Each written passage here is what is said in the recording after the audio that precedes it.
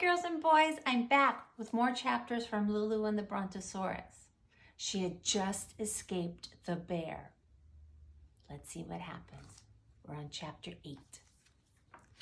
Lulu was now in the deepest, darkest, quietest part of the forest. It was getting quite late and she was getting quite tired. She took her sleeping bag out of her suitcase, spread it on the ground, and lay down to sleep. But before she slept, she sang her song one more time. Do you remember it? But she's really sleepy right now. I'm gonna get a Brontosaurus for a pet. I'm gonna get a Bronto. Actually, she never even got to finish the last line because she was sleeping.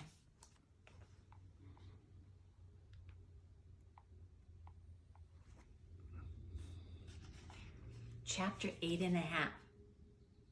What? That's what it says. Chapter 8.5. At dawn. Do you know what dawn is? Dawn is when the sun rises up for a brand new day. At dawn, Lulu woke to the sound of birds calling to one another and the dusky, musky smell of the forest floor and the feel of a gentle late summer breeze blowing across her face and the taste, because she hadn't bothered to brush her teeth before bedtime, of yesterday's pickle sandwich. She also woke to the sight of something so huge, so enormous, so utterly gigantic that she thought, no, she was sure that she was still dreaming. It looked like a mountain, except this mountain had legs, a very long neck, and a very small head. It was, as I'm sure you've already figured out, the Brontosaurus that Lulu had been searching for.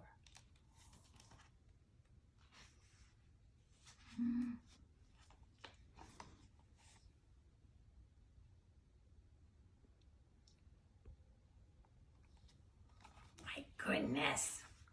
Chapter 9.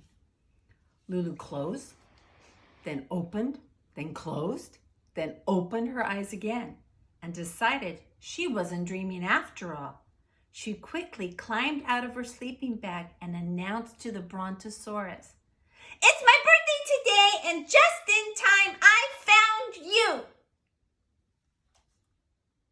"No, I've found you," the Brontosaurus told Lulu, "and I'd like to wish you a very happy birthday." "Oh, it will be very happy," Lulu said to the Brontosaurus, "because you," and she petted his ankle, because that's as far as she could reach, "you are the pet I'm getting for my birthday." The Brontosaurus bent down his neck so his face was close to Lulu's.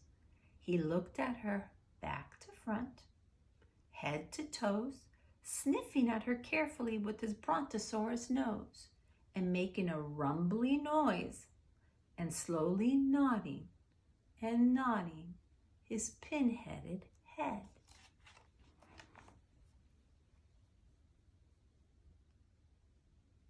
My goodness, she got her pet. "A pet," he said to Lulu after he'd nodded for a while, "is a very good thing." "A very, very good thing," Lulu said. She opened up her suitcase and went digging around inside and pulled out a white leather collar, which she fastened around the Brontosaurus's neck. "Now, I'll just attach this leash." She dug some more and found a long, long leash in her suitcase. "And take you home with me." Lulu attached the leash to the collar, feeling so pleased with herself that she sang a whole new Brontosaurus song. I got what I wanted to get. A Brontosaurus for a pet. I got what I wanted to get. A Brontosaurus for a pet."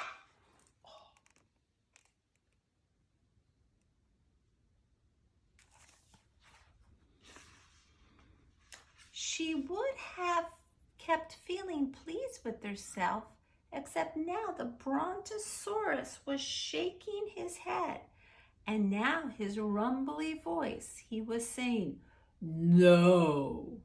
He kept saying no and shaking his head till the collar and leash flew off. "No," he said, "I don't wish to be your pet." Now Lulu remembered, you remember, hated hearing the word no. She really, really hated hearing the word no.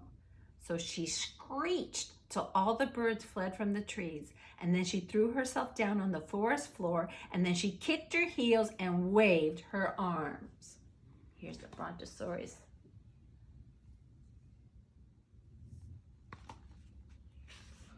The Brontosaurus waited patiently, without saying one more word, until she stopped with the screeching and kicking and waving.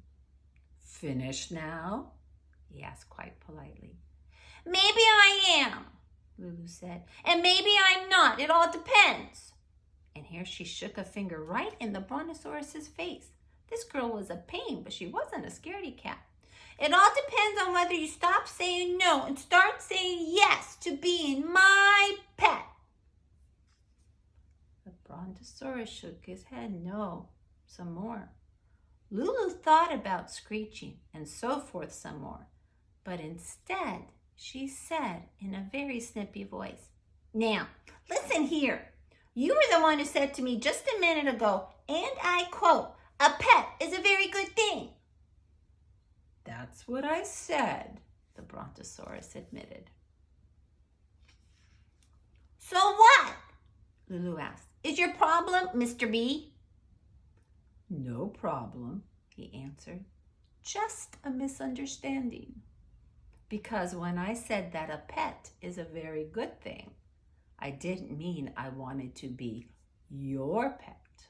I meant that you'd be a very good pet for me."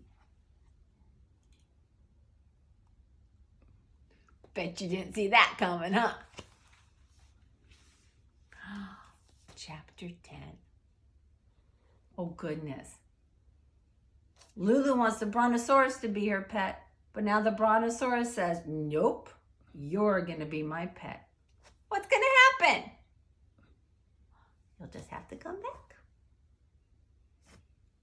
Love you guys. Bye.